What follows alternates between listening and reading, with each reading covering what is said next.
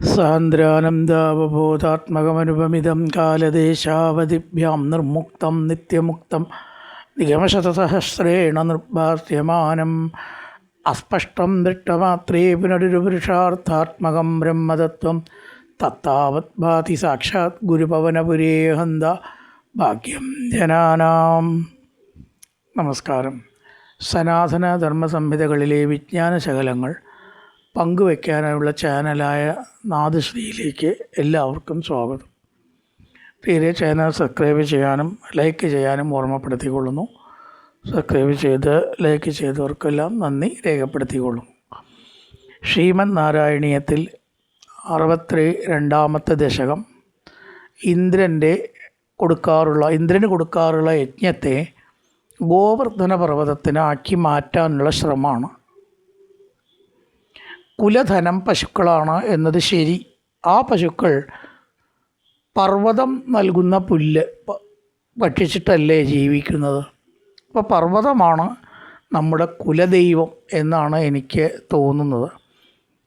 അതുകൊണ്ട് ഇപ്പോൾ ഇന്ദ്രന് കൊടുക്കാൻ ഒരുക്കിയ ഈ ബലിസംഭാരങ്ങളെ കൊണ്ട് പർവ്വതത്തിന് യജ്ഞം കൊടുക്കുന്നതാണ് സമുചിതമാവുക എന്ന് ഭഗവാൻ വളരെ വാക്സാമർത്ഥ്യത്തോടു കൂടി കേട്ടാൽ വിശ്വസിക്കണ വിധത്തിൽ, നമ്മളീ പറഞ്ഞ വാക്കുകളാവണമെന്നില്ല ഭഗവാൻ പ്രയോഗിച്ചത് എന്നർത്ഥം. നമുക്ക് മനസ്സിലാവാൻ വേണ്ടി നമ്മൾ പറഞ്ഞു എന്നേ ഉള്ളൂ. അത്രയും മധുരമായ, മോഹിപ്പിക്കുന്ന, വിശ്വാസം വരുന്ന രീതിയിൽ പറഞ്ഞു.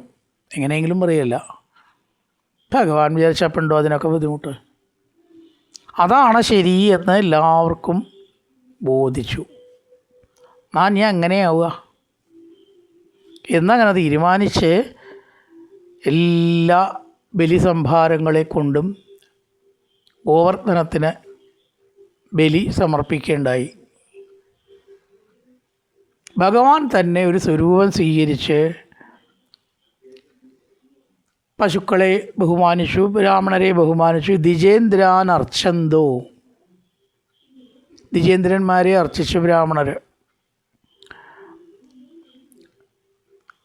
അങ്ങനെ ആ സ്വരൂപം സ്വീകരിച്ച് എല്ലാം സ്വീകരിച്ചപ്പോൾ എല്ലാവർക്കും വിശ്വാസവും ആയി. ഇത്രയും കാലം ദേവേന്ദ്രൻ വന്നിട്ടുമില്ല, സ്വീകരിച്ചിട്ടുമില്ല. കണ്ടോ ആ പർവ്വതം നമ്മുടെ പൂജ സ്വീകരിച്ചോളം നല്ല ലക്ഷണമാണല്ലോ അത്. സ്ത്വമാദ ശൈലാത്മാബലിം അഖിലം ആഭീരപുരത. ശൈലാത്മാവായിട്ട് വന്ന് ആ ആ നിവേദ്യത്തെ ഭക്ഷിക്കുകയും ചെയ്തു. ഈ പറയണം, അവോചൈവം താൻ കിമിക വിതതം മേ നിഗദിതം ഗിരീന്ദ്രോ നന്വേഷസ്വബലിമുപഭുക്തേ സവപുഷ അയം ഗോത്രോ ഗോത്രദിഷിജ കുപിതേ രക്ഷിതുമലം സമത്താനിത്യുക്ത ജഗൃഷു അഖില ഗോകുല ജുഷ. ഇവിടെയൊക്കെ ഉച്ചരിക്കുമ്പോൾ നല്ലോണം സൂക്ഷിച്ച് പഠിക്കേണ്ട വേണം. ജഹൃഷു, ഇഹ്റ് എന്നുള്ള അക്ഷരം തന്നെ എല്ലാവർക്കും വരില്ല. ജഗൃഷു എന്നൊക്കെ വായിക്കും. ക്രു അല്ല, ഗ്രൂ അല്ല, ഹർ തന്നെ പറയണം.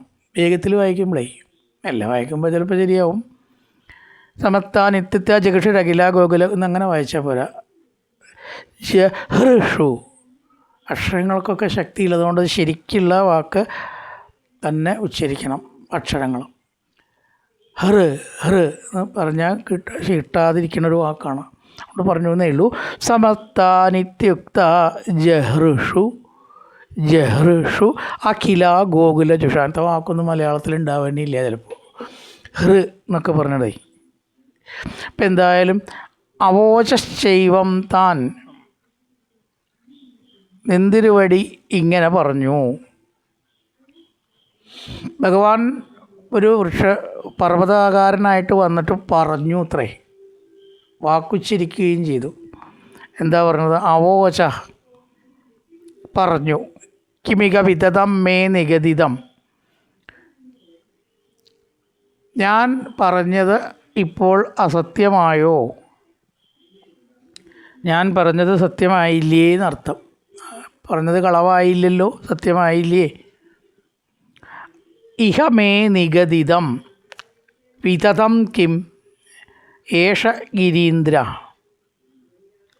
ഈ പർവ്വതം പ്രത്യക്ഷമായി വന്നത് കണ്ടില്ലേ എന്ന് ഭഗവാൻ പറഞ്ഞു. അവിടെ നിന്ന കൃഷ്ണനാണ് പറഞ്ഞത്. കണ്ടുവോ? അച്ഛാ ഏട്ടാ, പർവ്വതം ആണ് കുലധനം, അതിനാണ് പൂജ കൊടുക്കേണ്ടത് എന്ന് പറഞ്ഞത് ഇപ്പോൾ സത്യമായി. കാരണം അത് വന്ന് നമ്മുടെ നിവേദ്യം സ്വീകരിച്ചത് കണ്ടില്ലേ. അവോച ഏവം പ്രകാരം പറഞ്ഞു.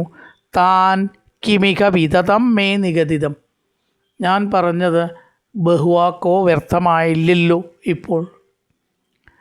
ഗിരീന്ദ്രോ നന്വേഷസ്വബലി ഉപഭുങ്ക്തേ സവപുഷ, സ്വന്തം ശരീരമെടുത്ത ഗിരീന്ദ്രൻ ഗോവർദ്ധനം നിവേദ്യത്തെ ബലി ഉപഭുങ്ക്തേ സ്വീകരിച്ചത് കണ്ടില്ലേ എല്ലാവരും എന്ന് ഭഗവാൻ സമർത്ഥിക്കുകയാണ്. താൻ പറഞ്ഞ കാര്യത്തിന് ഉദാഹരണം കൊണ്ട് സമർത്ഥിച്ചു.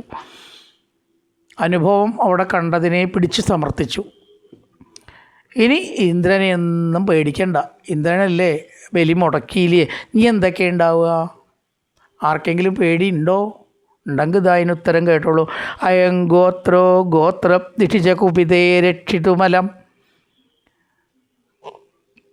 ഗോത്രദിഷി ഇന്ദ്രനാണ്. പല വാക്കാണല്ലോ ഒരാൾക്ക്. ഗോത്രദിഷി എന്ന് ഇവിടെ പറഞ്ഞത് പ്രാസൊപ്പിക്കാൻ വേണ്ടിയിട്ട് അതെടുത്തു. അങ്ങനെ ഒരു കഴിവുണ്ട് ഈ മേപ്പത്തൂരിന്. ഓരോ ദിക്കിലും പ്രാസത്തിനനുസരിച്ചുള്ള വാക്ക് ഇങ്ങനെ എടുക്കും. ഇന്ദ്രൻ എത്ര വാക്കുണ്ട് വെച്ചിട്ട് അപ്പോൾ ഇവിടെ ഗോത്രദിഷിയാണ് ഇവിടെ ചേരുക. ഗോത്രദിഷിയായിട്ടുള്ള ഇന്ദ്രൻ ഇനി കോപിച്ചു എന്ന് കൂട്ടുക. തനിക്ക് കൊടുക്കേണ്ടതായിട്ടുള്ള ബലി മുടക്കിയതിൽ കുപിതനായാൽ എന്തുണ്ടാവും? ഗോത്ര സമസ്താൻ രക്ഷിതം. ഈ ഗോത്രം, അവിടെ ഗോത്രത്തിൻ്റെ അർത്ഥം പർവ്വതമാണ്. ഈ പർവ്വതം നമ്മളെ രക്ഷിക്കും. ഇന്ദ്രൻ ചിലപ്പോൾ കോപിച്ചു എന്നൊക്കെ വരും. തനിക്ക് ഉള്ള ബലി മുടക്കിയ കോപം വരിക സ്വാഭാവികമല്ലേ. അതുകൊണ്ടൊന്നും പേടിക്കൊന്നും വേണ്ട. ഇനി എന്ത് ചെയ്താലും അവൻ ഇത്രേ ചെയ്യുള്ളൂ എന്ന് കണക്കുണ്ട്. ഏതുവരെ പോവും എന്ന് നമുക്കറിയാം.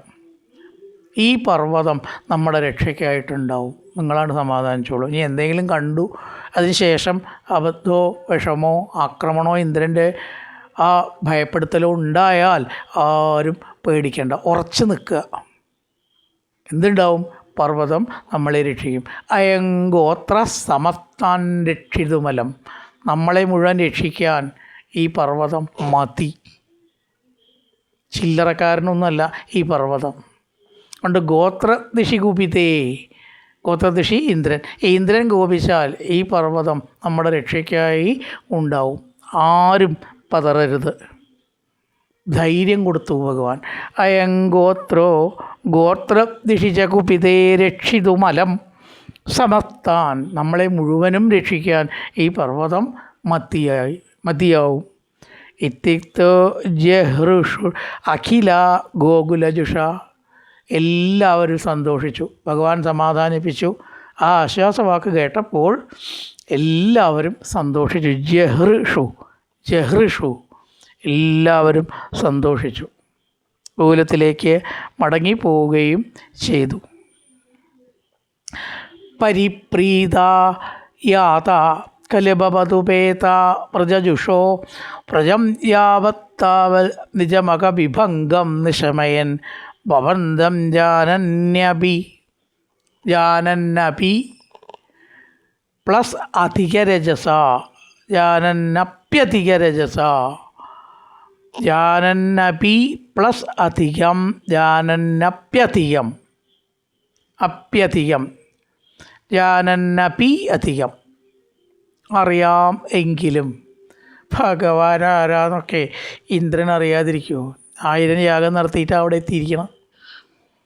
അത്തരത്തിലുള്ള ഒരാൾക്ക് ഭഗവാന്റെ മാഹാത്മ്യം അറിയാണ്ടിരിക്കാൻ പോരാ. ഏതെങ്കിലും ഒരു പ്രാകൃതനല്ലല്ലോ ഇന്ദ്രൻ, ആണോ? പക്ഷേ ഭഗവത് മാഹാത്മ്യം അറിഞ്ഞിട്ടും അവിടെ തെറ്റിലേക്ക് വഴുതി വീഴുകയാണ്. അഹങ്കാരം കൊണ്ടേ.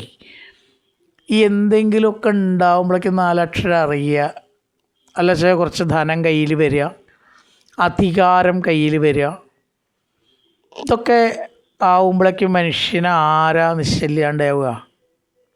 ഇതൊക്കെ ഒരു സെക്കൻഡ് കൊണ്ട് തകരണതല്ലേ ഉള്ളൂ. എത്ര വലിയ വീടായാലും ഒരു ഭൂമി കുലുക്കം കൊണ്ട് പൊട്ടിയാവും അല്ലേ? ഒറ്റ സെക്കൻഡ് മതി. ഞാൻ കൊട്ടാര കെട്ടിയിരിക്കണമെന്ന് പറഞ്ഞിട്ട് വല്ല കാര്യമുണ്ടോ? ഭൂമി കുലുക്കം വന്നാൽ എല്ലാം കഴിഞ്ഞു, ഇത്രയേ ഉള്ളൂ. ജീവനും കഴിഞ്ഞു അതോടുകൂടി. എങ്ങനെ അഹങ്കരിക്കുക? ഇതൊക്കെ ഇത്രയേ ഉള്ളൂ. ഈ ലോകത്തിലത്തെ എല്ലാ നേട്ടങ്ങളും നിസ്സാരമാണ്, ശാശ്വതമൊന്നുമല്ല.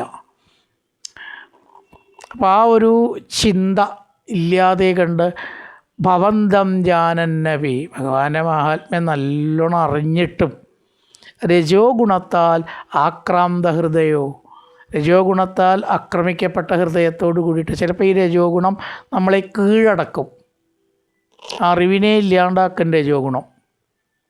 ആ ബുദ്ധിമുട്ടാ. എന്നിട്ട് എന്ത് ചെയ്തു? നസേഹേ ദേവേന്ദ്ര, ദേവേന്ദ്രൻ നസേഹേ, സഹിച്ചില്ല. തൻ്റെ നേരെ കൃഷ്ണൻ കാട്ടിക്കൂട്ടിയ ഈ അക്രമം സഹിച്ചില്ല. നസേഹേ ദേവേന്ദ്ര തത് ഉപരചിത ആത്മോന്നതിരപി. വളരെ രസമുണ്ട്. ഈ ഇന്ദ്രനായത് എങ്ങനെയാണ്? സ്വർഗം കിട്ടിയതൊക്കെ ഭഗവാന്റെ അനുഗ്രഹം കൊണ്ടാണേ. ഭഗവത് അനുഗ്രഹം ഇല്ലാണ്ട് ഇന്ദ്രനാവാൻ പറ്റില്ല. അപ്പം ഭഗവാൻ കൊടുത്തതേ ഉള്ളൂ, അതിലപ്പുറമൊന്നുമില്ല. എന്നിട്ടും അതറിയാതെ നസേഖേ ദേവേന്ദ്രസ്തുപരചിതാം ആത്മോന്നതിരപി, തൻ്റെ ആ ഉയർച്ച ആര് കെടുത്തതാ? ഭഗവാൻ തരാണ്ട് ആർക്കെങ്കിലും ഇവിടെ എന്തെങ്കിലും ഉണ്ടാവുമോ? അതോർക്കാതെ ആത്മോന്നതി, തൻ്റെ ഉന്നതി ഭഗവാനാണ് തന്നത് എന്നുപോലും ഓർക്കാതെ ഭഗവാനോട് കോപിച്ചു. കാണിച്ചു തരാം എന്നങ്ങനെ പറഞ്ഞ് ആ ഭഗവാനെ മത്സരബുദ്ധിയാ കണ്ടു. പരിപ്രീതായാതാ ഖലു ഭവതുപേതാ വ്രജജുഷോ വ്രജം യാവത്താവൻ നിജമഖവിഭംഗം നിശമയൻ. നിജമഖവിഭംഗം, മഖം യാഗം, ഇന്ദ്രയാഗം മുടക്കിയതിലുള്ള അത് കേട്ടിട്ട് ആരെങ്കിലും പറഞ്ഞു കൊടുത്തിട്ടുണ്ടാവും. ഏഷണിക്കാർ ലോകത്തിൽ ഇഷ്ടം പോലെ ഉണ്ടല്ലോ. ദേവേന്ദ്ര, അങ്ങയ്ക്കുള്ള യജ്ഞത്തെ മുടക്കിയിരിക്കണു ഈ കൃഷ്ണൻ, പശുവിനെ മേച്ച് നടക്കണ കൃഷ്ണൻ. ഇത്രയ്ക്കായോ എന്നങ്ങനെ വിചാരിച്ചു. ഈ ഭഗവാൻ ചില്ലറക്കാരനല്ല എന്ന് അറിഞ്ഞിട്ടും എന്തുണ്ടായി? തൻ്റെ സ്ഥാനത്തെ വെല്ലുവിളിച്ചത് കൊണ്ട് ദേഷ്യപ്പെട്ടു. സ്ഥാനമാണല്ലോ എല്ലാവർക്കും. ഞാനോ വലുത്, നീയോ വലുത്, സ്ഥാനമാനങ്ങൾ ചൊല്ലിക്കലഹിച്ചു, നാണം കെട്ടു നടക്കുന്നിതു ചിലർ.